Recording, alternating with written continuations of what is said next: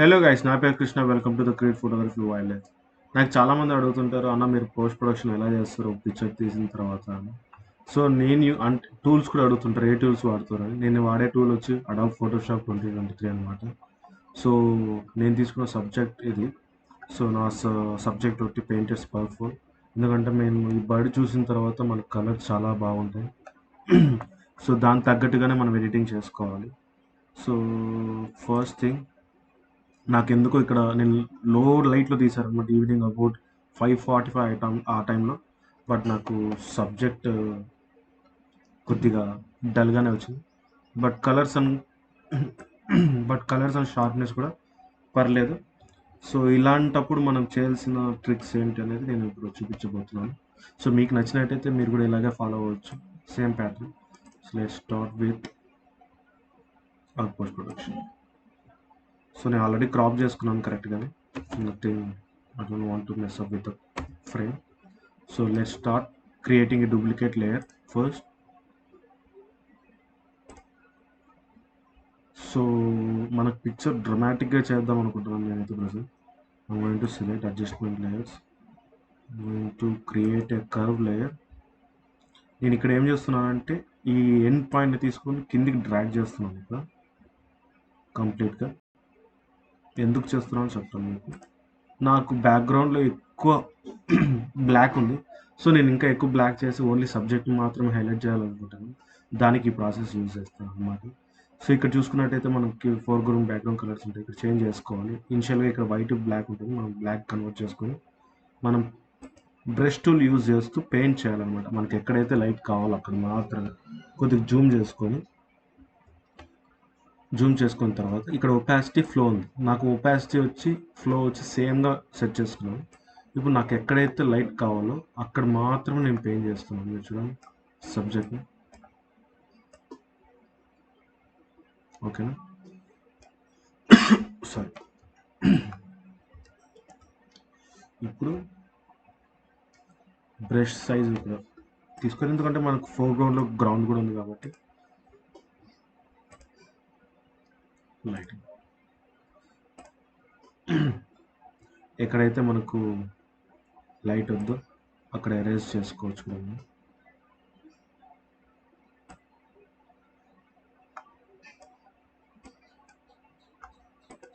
So మరీ నేను same brush paint brush తీసుకుని నాకు ఎక్కడైతే లైట్ కావాలో అక్కడ మాత్రం నేను ఇంకా ఎన్హాన్స్ చేసుకుంటాను మోస్ట్లీ. సో ఇంకా స్టిల్ నాకు సబ్జెక్ట్ డల్గానే ఉంది.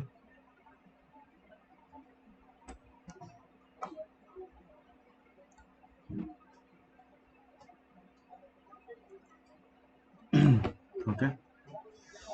సో నెక్స్ట్ నేను ఇక్కడ ఏం చేస్తున్నాను అంటే ఒక గ్రేడియంట్ టూల్ తీసుకుంటాను. ఎందుకంటే నాకు ఫోర్గ్రౌండ్ కొద్దిగా బ్లర్ కావాలి. ఇక్కడ డిస్టర్బెన్స్ కూడా ఉంది కాబట్టి అడ్జస్ట్మెంట్ లేయర్స్లోకి వెళ్ళి ఇక్కడ గ్రేడియంట్ టూల్ తీసుకొని, సో నాకు ఇంత అవసరం లేదు, నేను సెలెక్ట్ చేసుకునేది వచ్చి ఏ యాంగిల్ కావాలి, రేడియన్. ఇక్కడ ఆప్షన్ రేడియన్ సెలెక్ట్ చేసుకొని మనం ఇక్కడ కిందకి డ్రాగ్ చేసుకున్న తర్వాత మనం ఎక్స్పాండ్ చేసుకోవచ్చు ఇక్కడ.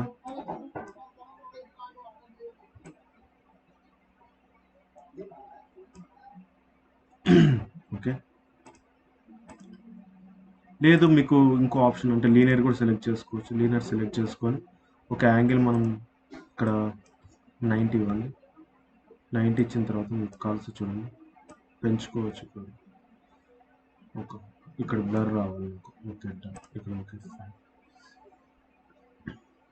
దీని తర్వాత నేను చేసే చేంజెస్ వచ్చి ఒక లెవెల్స్. సో నాకు కొద్దిగా డార్క్ ఉంది కాబట్టి సబ్జెక్ట్ కొద్దిగా షాడోస్ని హైలైట్ చేసుకోవాలి. సో వాటికి నేను కొద్దిగా అలా పెంచుతున్నాను.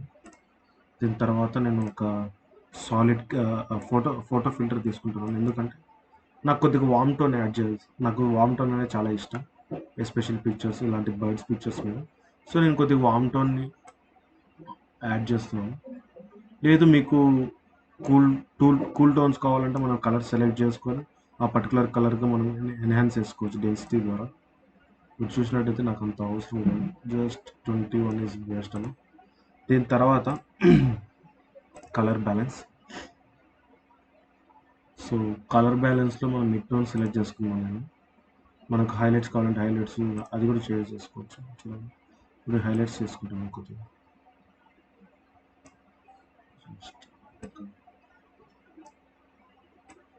చిన్న చేంజెస్, మైన్యూట్ చేంజెస్, మరి మీరు ఇవే ఫాలో అవ్వాలని లేదు, మీ సబ్జెక్ట్ని బట్టి మీరు చేంజెస్ చేసుకోవచ్చు. బట్ నేను యూజ్ చేసే ప్యాటర్న్ అయితే రెగ్యులర్గా ఇదే. దీని తర్వాత నేను వైబ్రెన్స్ని కొద్దిగా ఎన్హాన్స్ చేస్తాను. Colours okay.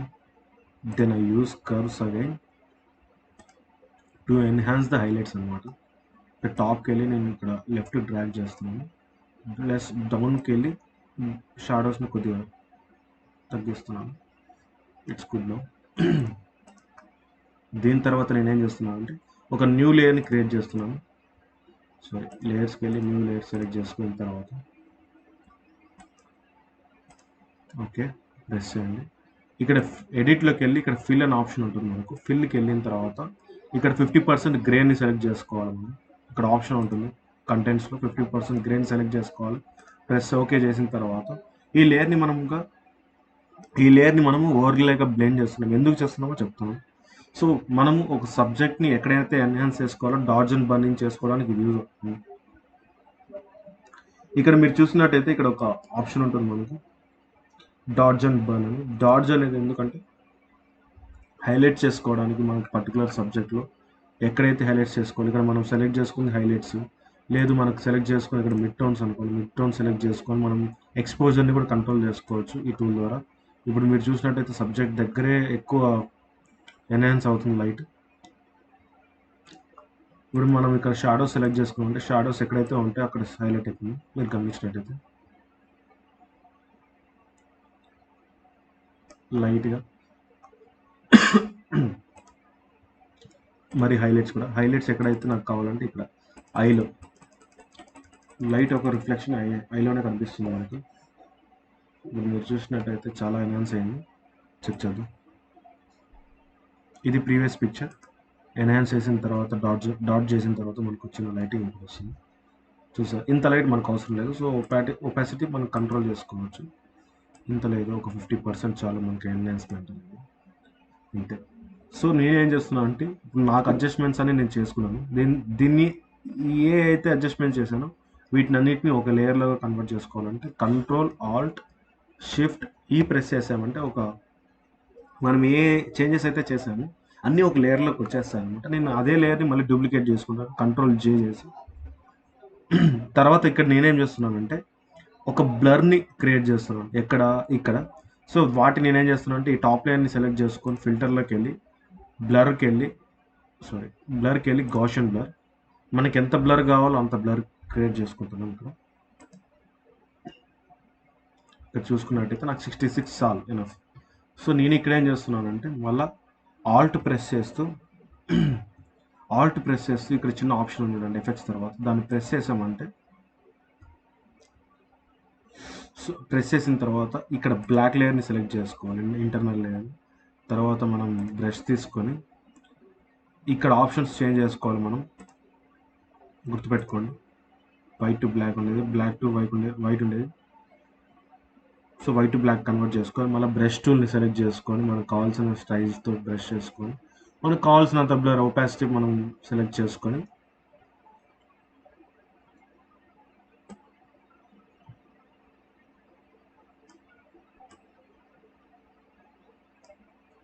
ఒక బ్లర్ ఎఫెక్ట్ని యాడ్ చేయొచ్చు. ప్లస్ ఇక్కడ కూడా ఉంటుంది, మీకు ఎక్కడైతే కావాలో బ్లర్ ఎఫెక్ట్ చేయవచ్చు. సో ఓవరాల్గా మన ఎడిట్ అయితే అయిపోయింది. సో ఇప్పుడు వరకు మనం చేసిన ఎడిట్ అంతా ఏం చేస్తున్నామంటే ఇక్కడ నుంచి మనం ఎడిట్ స్టార్ట్ చేసాం కర్వ్స్ నుంచి. సో ఈ కర్వ్ లేయర్ నుంచి టాప్ లేయర్ని సెలెక్ట్ చేసుకొని కంట్రోల్ షిఫ్ట్ ఇంకొకసారి చెప్తున్నాను. ఇప్పుడు ఈ లేయర్ని సెలెక్ట్ చేసుకున్న తర్వాత షిఫ్ట్ హోల్డ్ చేసి టాప్ లేయర్ని సెలెక్ట్ చేసుకున్న తర్వాత కంట్రోల్ ప్లస్ జీని ప్రెస్ చేసిన తర్వాత ఇది ఒక గ్రూప్ కింద కన్వర్ట్ అయిపోతుంది. సో మన చేంజెస్ ఏవైతే చేంజ్ చేసామో అవి మనం చూసుకోవాలంటే ఇక్కడ డిజేబుల్ చేయండి ఆ గ్రూప్ని అంతా. సో ఇది మన రా పిక్చర్ మీరు చూసినట్టయితే ఇప్పుడు ఈ గ్రూప్ని ఎనేబుల్ చేస్తాం మనం ఏదైతే ఎడిట్ చేసామో చూసారా, డ్రాస్టిక్ చేంజ్ అనమాట. సో మనం ఇలా నేనైతే ఈ ప్రాసెస్ని ఫాలో అవుతాను. మీకు నచ్చినట్టయితే మీరు కూడా ఇదే ప్రాసెస్ని ఫాలో అవ్వండి.